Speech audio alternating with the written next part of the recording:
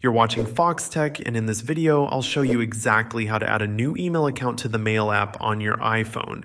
It's quick and easy once you know where to go. Let's get right into it. Start by opening the Settings app on your iPhone and scroll down until you find Mail. Tap on it, then go into Accounts and select Add Account.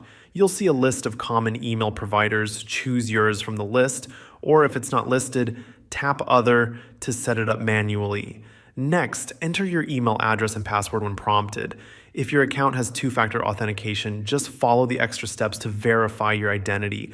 Once you're logged in, you'll have the option to sync not just your email, but also your contacts, calendars, and notes. Pick what you want to sync and then tap Save. After that, open the Mail app, and your new email account should be ready to use. You'll be able to send, receive, and organize emails from your new account alongside any others you already have set up. Thanks for watching. If this helped you set up your new email on your iPhone, make sure to like the video and subscribe to Foxtecc for more simple iPhone tutorials. See you later.